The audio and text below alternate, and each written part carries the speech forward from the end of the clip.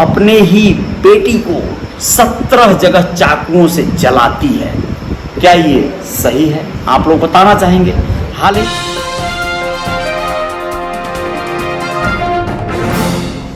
यह तो जीवन चक्र है, चलेगा और खत्म हो जाएगा।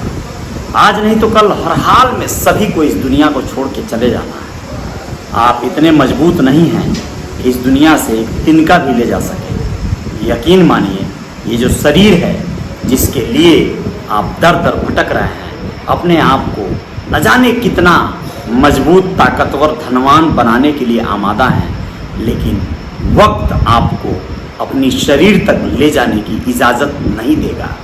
नमस्ते, मैं Ajay Sahni, star real reporter news के आपके पेज पे आपका स्वागत है। आपके YouTube channel real reporter news star पर भी अभिनंदन है। दोस्तों, बताने जा रहा हूँ, गोरखपुर जनपद में कुछ ऐसी घटनाओं को देखकर सुनकर शर्मसार हो गया।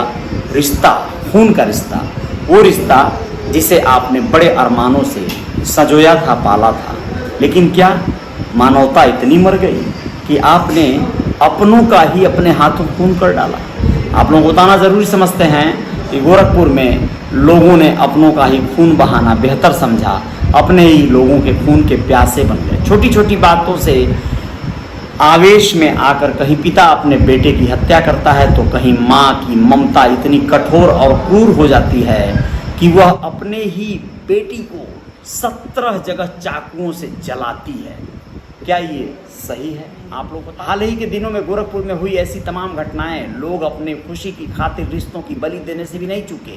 गोरखपुर यूनिवर्सिटी की साइकोलॉजिस्ट डिपार्टमेंट की विभागाध्यक्ष प्रोफेसर अनुभूति दुबे कहती हैं कि घरेलू विवाद में जान लेने की प्रवृत्ति के मामले बढ़ते जा रहे हैं। पैसे और प्रॉपर्टी की लालसा बढ़ती जा रही है। एक दूसरे पर अब किसी को विश्वास नहीं रह गया है। घर के बड़े बुजुर्ग अब भी कुछ भी समझाने आगे नहीं आते, इसलिए ऐसी घटनाएं बढ़ती जा रही हैं। खैर, अनुभूति जी का अनुभव कितना सटीक है ये बात अलग है, लेकिन क्या मामलात हैं जरा बताना चाहेंगे। 20 जुलाई की देर रात 12:30 बजे पिपराइच इलाके में प्रॉपर्टी डीलर पिता चौथी शराब के नशे में धुत होकर जब घर आया तो पहले तो उसने अपनी पत्नी से खूब जमकर झगड़ा किया। बात बढ़ी तो 26 वर्षीय बेटा महावीर पुलिस से मदद लेने के लिए मां को लेकर स्कूटी से थाने जाने लगा।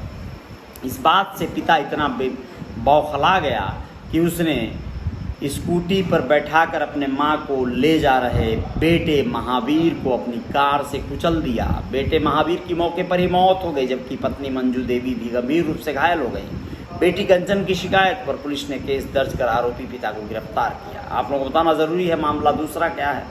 मां ने मासूम बेटी को चाकू से 17 जगह दागा। 19 जुलाई को एक मां ने अपनी 5 साल की मासूम बेटी को गर्म चाकू से 17 जगह दागा। दोस्तों, मासूम की गलती बस इतनी थी कि उसने स्कूल जाने से मना कर दिया था।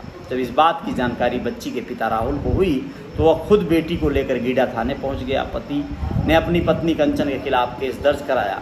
पुलिस ने आईपीसी की धारा 324 के तहत केस दर्ज कर उसी दिन मां कंचन को गिरफ्तार कर लिया।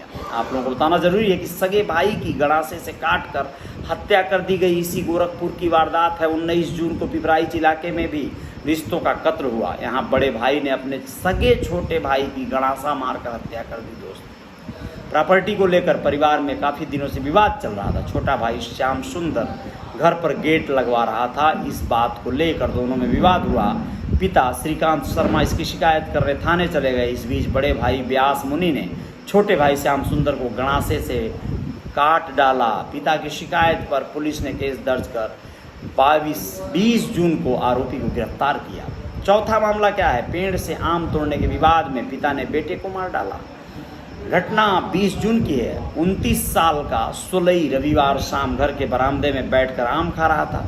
तभी उसके पिता मोहित निषाद, भाई सुरेंद्र निषाद पहुंचे और घर के बाहर लगे पेड़ में से 2 पके आम तोड़ने लगे। इस बात पर सुलई ने उन्हें मना किया।